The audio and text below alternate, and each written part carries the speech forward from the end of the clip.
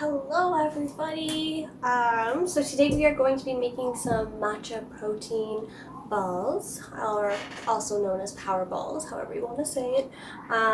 Really excited. I am using a friend's recipe and I'm putting a twist on it, as well as we're doing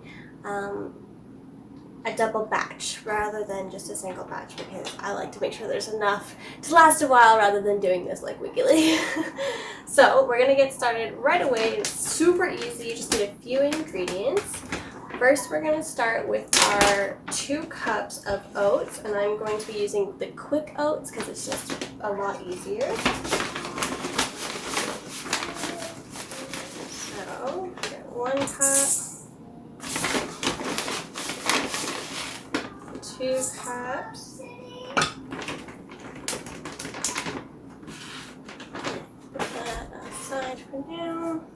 And you can either use almond butter or I'm going to be using regular peanut butter. And we need 2/3 of that.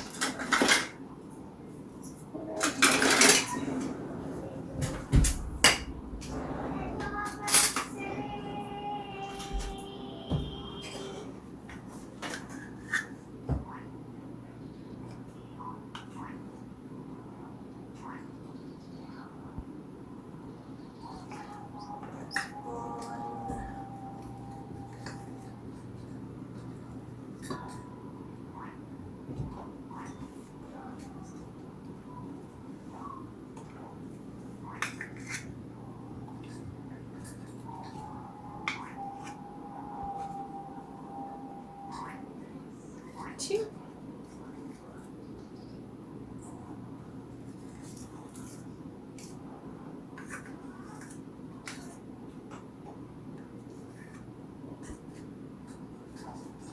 Okay.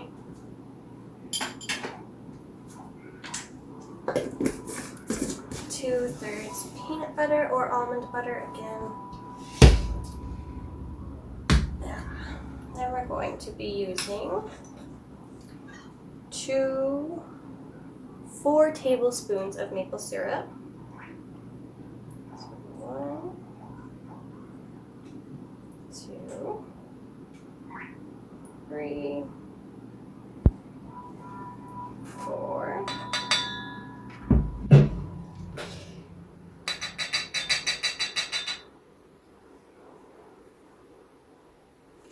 Second.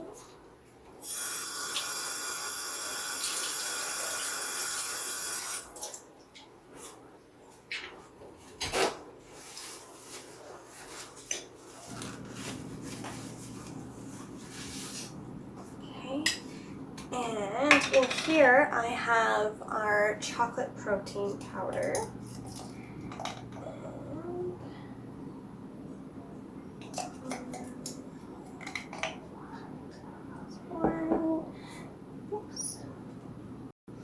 Alright, so we have 1,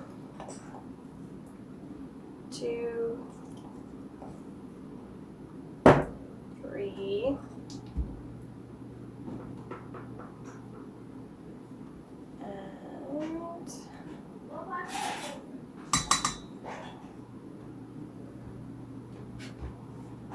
So I'm just doing 3 tablespoons of protein powder in there, and there's chocolate, so it's going to really help with the chocolatey flavors.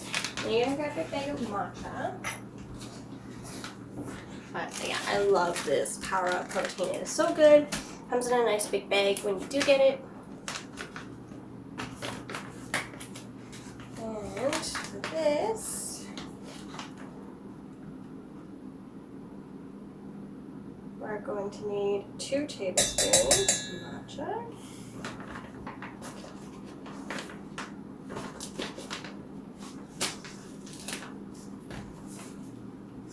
Perfect. So, and lastly, we want some white chocolate chips. Make sure you have plenty in there. Okay? So we've got everything we need in this beautiful container, and what we're going to do is we're going to start to mix it up. You can choose to mix it with your hands or with a spatula.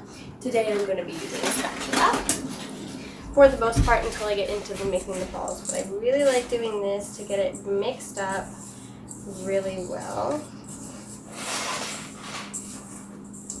Make sure you stir up that matcha because you want everything to be covered in that. That's what's going to, that and the protein is what's going to really help boost you up. Now these things are absolutely amazing.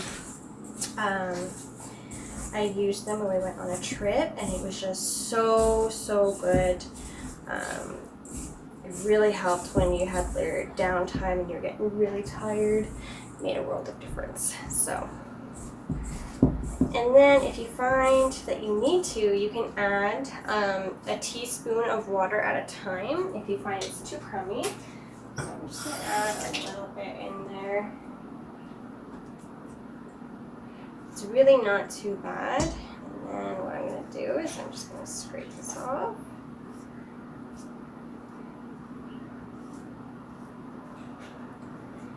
So I got a good mix around of everything, and I still might, but I'm going to be using my hand, which is nicely washed, because this is really important to tell if it's like super crummy or not.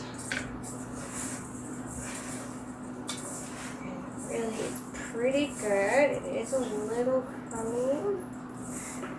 I think once we start turning it into balls, it'll work out just fine.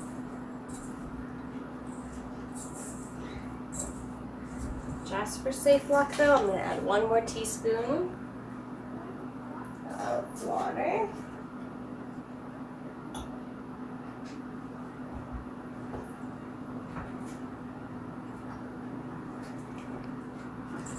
There we go. That's really going to, oh yeah. It's going to get nice and sticky. So like I said, you really want to make sure you're mixing it around, getting all of it mixed up together. And you're just going to grab a chunk. Now the best way I found is to just kind of like squeeze it together and get it into a ball formation. And you get something like that. And it's really easy. So what you're going to do is you're going to grab your sheet pan. You're going to start plopping it on your pan because you want to put these in the fridge for probably about 15-20 minutes just to firm. I do store mine in the fridge though. This just keeps them cool. Make sure they last longer, which is really nice.